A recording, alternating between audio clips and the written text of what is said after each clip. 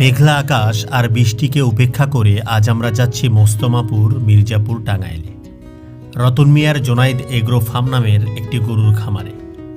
কিন্তু এ পথে রতন মিয়ার বাড়িতে যাওয়া মোটেও সহজ ছিল না।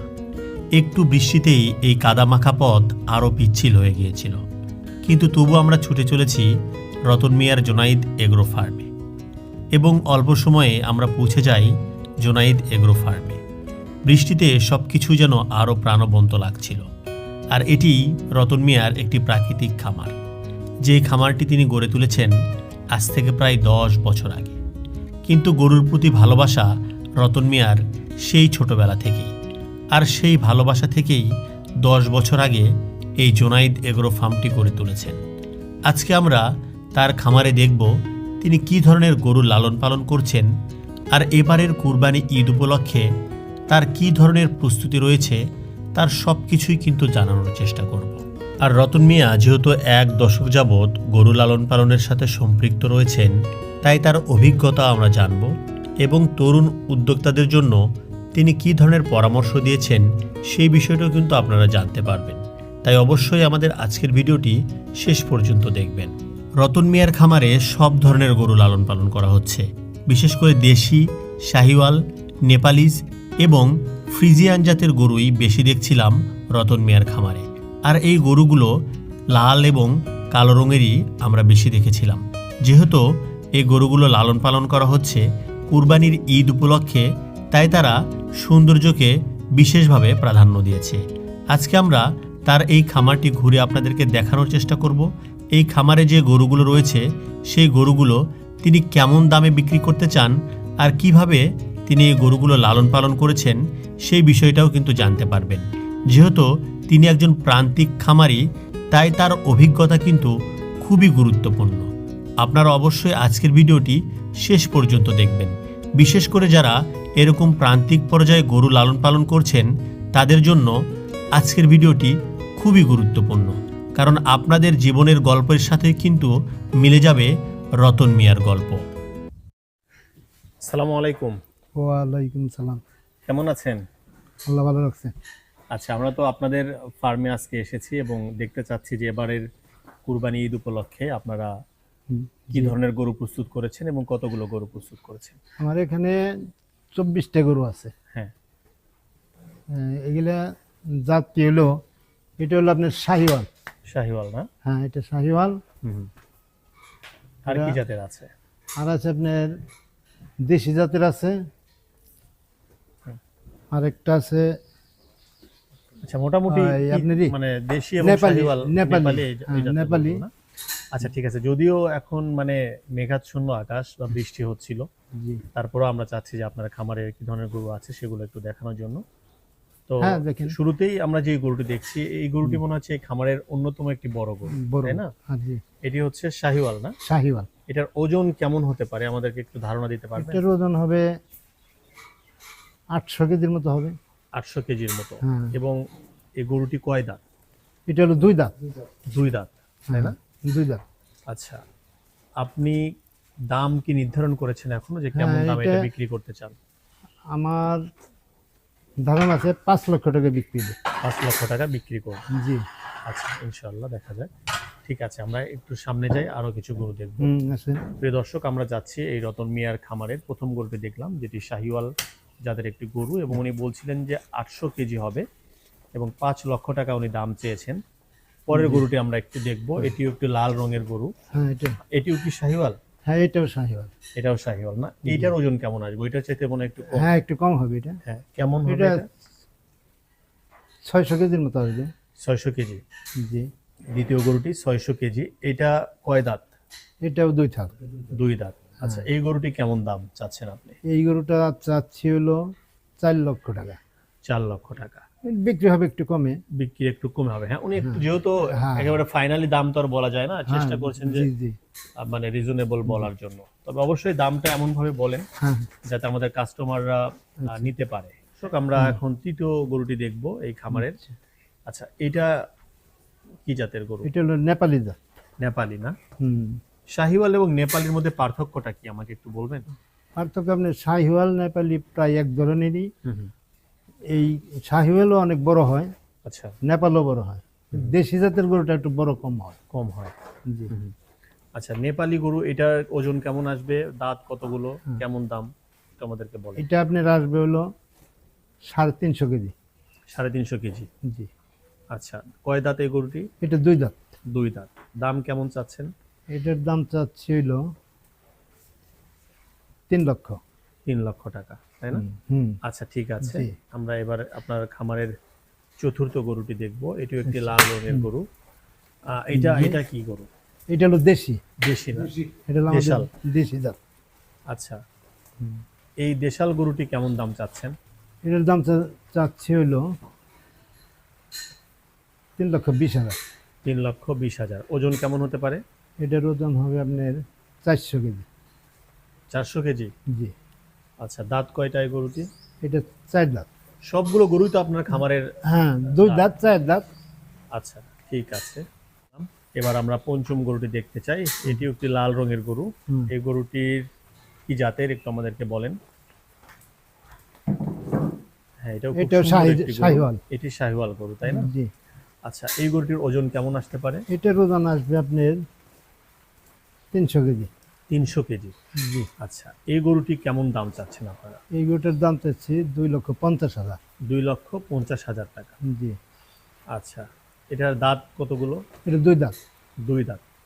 আচ্ছা, প্রিয় দর্শক, আপনারা দেখুন 2 দাঁতের একটি গরু, এবং উনি বলছিলেন যে গরুটি 2.5 লক্ষ টাকা উনি দাম চাচ্ছেন। ওজন কতটুকু হবে বললেন? এটা ওজন হবে আপনার 300 কেজি। 300 কেজির মতো, তাই না? জি। হ্যাঁ। আচ্ছা, এটা তো মানে টোটাল ওয়েট, হ্যাঁ। মাংসের ওয়েট না তো? না, মাংসের একটু হ্যাঁ, কম হবে। সেটাই বলতেছি, মাংসের ওয়েট না, কিন্তু এটা টোটাল Total ওজনের কথা বলা হচ্ছে, টোটাল বডি ওয়েট যেটি। আচ্ছা, এবার আমরা দেখব এই খামারের ষষ্ঠ যে গরুটি, 6 নম্বরে যে গরুটি রয়েছে, এটিও একটি লাল রঙের গরু এবং খুবই সুন্দর একটি। এইটাও শাহিওয়াল। এটাও শাহিওয়াল না? জি। আচ্ছা, শাহিওয়াল। এই 6 নাম্বার যে গরুটি রয়েছে, এই গরুটির ওজন কেমন হতে পারে? এটা 280 কেজি হবে। 280 কেজি। জি। এই গরুটির দাম কেমন চাচ্ছেন আপনারা? কয় এটার দাঁত? দাম 2,30,000। 2,30,000। জি। আচ্ছা, দাঁত কি কয়টা? দুইটা। দুইটা। যে দাম বলছেন তার চাইতে কি কাস্টমার এসে কথা বলে কিছুটা তো কম হবে আশা এখন করি? যদি 5,000 বা 10,000 কম যায়। মানে এসে জি। তারা দেখে একটা হ্যাঁ। দামাদামি করে নিতে পারে, হ্যাঁ, তাই না? অবশ্যই। আচ্ছা, আমরা পরের গরুটি দেখবো। আসলে সব গরুই মোটামুটি দেখতে একই, অনেকটা লাল রঙের, এবং হয়তোবা এটা হলো কালারের আপনার- কিছু তারতম্য নাই, এটা ওজনের দেশি কিছুটা গরু। আছে। এটা একটি দেশাল গরু। আচ্ছা, এই লাল রঙের গরুটি আপনি কেমন দাম চাচ্ছেন? এটার দাম চাচ্ছি ওই 2,30,000। 2,30,000। ওজন কত কেজি আছে? এটা ওজন আছে আপনার 280। 280, তাই না? জি। আচ্ছা, দাঁত কি দুইটাই? দাঁত দুইটাই। অধিকাংশ গরু আপনার 2 দাঁত। হ্যাঁ, অধিকাংশই 2 দাঁত। আচ্ছা, 4 দাঁতের গরু আছে? 4 দাঁতের ওই একটা গরু আছে। 4 দাঁতের শুধু একটা গরু, তাই না? শুধু আর একটা অধিকাংশ গরুই হচ্ছে 2 দাঁত। 2 দাঁতের। আচ্ছা আর ওই গরুটা আছে হলো 6 দাঁত। আচ্ছা আচ্ছা, এই গরুটি, এটা এই গরুটি আমাদের এটা হলো মনে হয় আপনার এটা 320 কেজি। 320 কেজি। জি। এটার দাঁত দাম? এটা 2 দাঁত। 2 দাঁত। আচ্ছা, দাম কেমন এটার চাচ্ছেন? দাম চাচ্ছি হলো 3 লক্ষ টাকা। 3 লক্ষ টাকা, তাই না? প্রিয় দর্শক, দেখুন এই গরুটি তিনি বলছেন যে 3 লক্ষ টাকা। আপনারা অবশ্যই কমেন্ট করে জানাবেন যে তিনি যে দাম বলছেন সেই দামটি আপনাদের কাছে কেমন মনে হচ্ছে। আপনারা অবশ্যই আমাদের সাথে থাকবেন। এবার আমরা তার বাকি যে গরুগুলো রয়েছে সেগুলো দেখতে চাচ্ছি। শুরুতে আমরা একটি খুবই সুন্দর একটি গরু দেখছি। এই গরুটি কেমন দাম, বা কেমন বয়স, কেমন দাঁত? এটা 2 দাঁত। 2 দাঁত না? জি। 2 দাঁতের গরু, এবং এটিও খুবই সুন্দর একটি গরু। এটা ওজন কেমন আসতে পারে? এটার ওজন আসবে 350 কেজি। 350 কেজি। দাঁত কি দুইটা? দাঁত দুইটা। আচ্ছা, এই গরুটির কেমন দাম চাচ্ছেন আপনারা? এটার দাম চাচ্ছি 3 লক্ষ টাকা। 3 লক্ষ টাকা, তাই না? আচ্ছা, প্রিয় দর্শক, আমরা এবার দ্বিতীয় গরুটি দেখব। এই দ্বিতীয় যে সারি, সেখানে এসেছি আমরা। আচ্ছা, এটি কি জাতের গরু? এটা হলো ক্রস। ক্রস। আচ্ছা, এটার ওজন কেমন হতে পারে, কয় দাঁত? এটা হবে আপনার 370 কেজি বা 80 কেজি। 380 কেজি। 380 কেজির মতো হবে। জি। দাঁত দুইটাই। দাঁত দুইটা। কত টাকা চাচ্ছেন এটা? এটা হলো 3,20,000। 3,20,000। ঠিক আছে, আমরা পরের গরুটি দেখি। এইটা কি জাতের? এটা দেশি। দেশি গরু। হুম। আচ্ছা, এটা কেমন দাম, ওজন কেমন এটার হতে পারে? ওজন হবে আপনার 250 কেজি। 250 কেজি। আর কত টাকা চাচ্ছেন? এর দাম চাচ্ছি হলো 2,10,000। 2,10,000। জি। দাঁত হচ্ছে দুইটাই। দুইটা। অধিকাংশ গরু কিন্তু দুই দুইটা। দাঁতের। পরের গরুটি আমরা একটু দেখব। এটি কেমন দাম চাচ্ছেন আপনি? এটা আপনার দেশি গরু। দেশি না, এই গরুটি একটু ছোট আপনার খামারের। ছোট, হ্যাঁ। হ্যাঁ, এটা কত কেজি হতে পারে? এটা আপনার 220 কেজির মতো আসবে। 220 কেজি। জি। আচ্ছা, আর এটা আপনার হচ্ছে দাম কেমন চাচ্ছেন? এটার দাম চাচ্ছি 1,70,000। 1,70,000। এবং এটা হচ্ছে মানে দাঁত দুইটা, দুইটা। দুইটা দাঁত। ঠিক আছে, অধিকাংশ আসলে দাঁত ছাড়া কোনো গরু নাই এই খামারে, তাই না? এই একটা আছে যাচ্ছে। কুরবানির জন্য যেটা অন্যতম একটা বিষয় থাকে। জি। ঠিক আছে, আমরা পরের গরুটি দেখবো। এই লাল রঙের এই গরুটি কিন্তু খুবই সুন্দর। এটি কি জাতের গরু? এটা হলো আপনার ওই যে এই শাহিওয়াল। শাহিওয়াল না? জি। খুবই সুন্দর একটি গরু। ও আসলে হাসনার শাহিওয়াল গরু। এই খামারের অন্যতম একটি সুন্দর গরু এটি, হুম। লাল রঙের। এই গরুটি কেমন ওজন হতে পারে? এটা হবে আপনার 500 কেজি। 500 কেজি, তাই না? জি।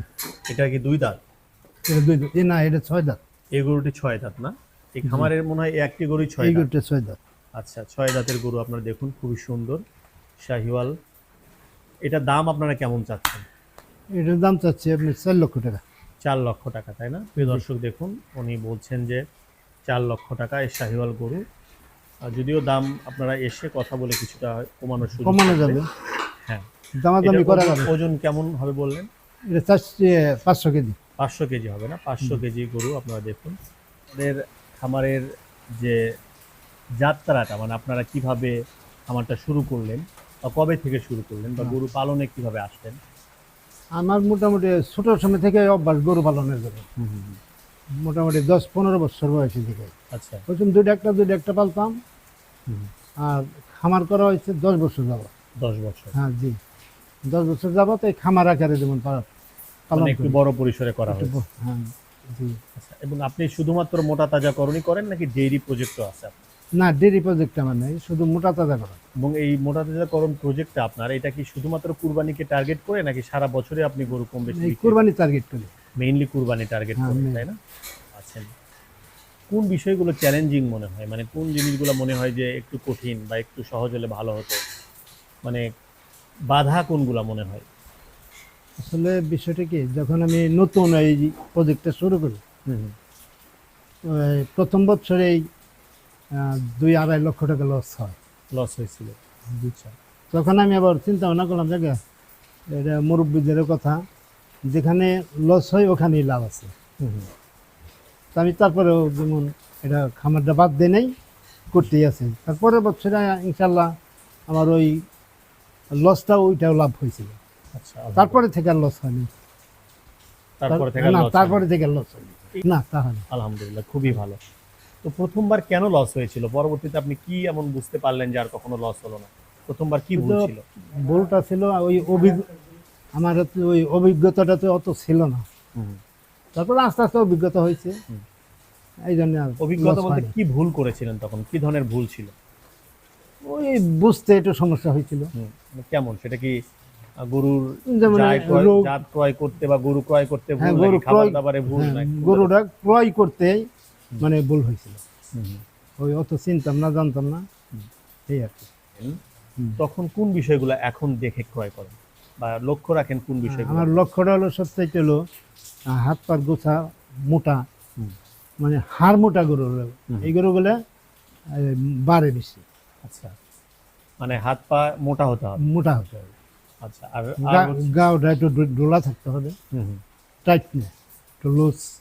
লুজ যে গরুগুলো এগুলো ক্রয় মানে চামড়াটা একটু লুজ থাকতে হবে। লুজ থাকতে হবে। আচ্ছা, আর বয়স কেমন থাকতে হবে? কেমন বয়স? বয়স কম বয়সের গরু কিনি, কম বয়সী বলতে আচ্ছা। কেমন? এই দাঁতার আগ দিয়ে, মানে আনার পরে 2-4-6 মাস পরে যেমন দাঁতে দাঁতে, মানে আপনি দাঁত হওয়ার আগেই কিনে বয়স, ফেলেন। দাঁত হওয়ার আগেই কিনা। আচ্ছা, দাঁত হওয়ার পরে যদি ক্রয় করেন, ধরেন যে আপনি 2 দাঁতের গরু ক্রয় করলেন, হুম। করার পরে আপনি হয়তো বা 6 মাস বা 1 বছর পালন করলেন, সেটা ভালো হবে নাকি দাঁত না হওয়াটাই এখানে ভালো হবে? দাঁত না হওয়াটাই সবচেয়ে বেশি ভালো হয়। হুম। আর দাঁত আছে, কত কত জাতের গরু আছে, ওগুলা দাঁতালাটা কিনলে ওটাও বড় হয় অনেক। হুম, হুম, হুম। ঘাস খাওয়া। মোটামুটি 3 একর জায়গা ঘাসের আবাদ করি। হুম, তারপরে আপনার ওই ভুট্টা বনি, হুম। ওই ভুট্টা জমির থেকে কাঁচা ভুট্টাটা কেটে এনে খাওয়াই। ও আচ্ছা। তো যা দেখতেছেন আপনি, হ্যাঁ, ঘাস কতবার দেওয়া হয়? ঘাস প্রতিদিন 2 বার। 2 বার। আমরা এখন যে শেডের নিচে দাঁড়িয়ে কথা বলছি, এখানে মোটামুটি 24টার মতো গরু পালন করা যায়, তাই না? জি, এই শেডটাও আপনি তৈরি করেছিলেন মানে 10 বছর আগেই, 10 বছর তাই তো? আগে। হ্যাঁ জি। তো এরকম একটি শেড বর্তমান সময়ে যদি কেউ নির্মাণ করতে চায়, তাহলে কেমন খরচ আসবে তার? আমার ওই সময় খরচ হয়েছিল 7,20,000 টাকা। 7,20,000 হ্যাঁ, টাকা। আর এখন তো এটা 10 লাখ, এখন মোটামুটি 10 লাখের মতো লাগে। 10 লাখের মতো লাগে। হুম। প্রায় 1 বছর বা 10 মাস লালন পালন করতে হয়, খাবার খরচ, রাখালের খরচ, অনেক খরচ আছে। খরচ আছে। সব কিছু মিলাইয়া আপনি যখন বছর শেষে গরুগুলো বিক্রি করেন, একটা আনুমানিক আপনার কেমন প্রফিট আসে? প্রফিট কোনো বছর 5 লাখ, 6 লাখ, 4 লাখ। এই বছর একটু বেশি হবে। এবার আশা করছেন বেশি? এবার আশা করছি একটু বেশি হবে। কেন এটা?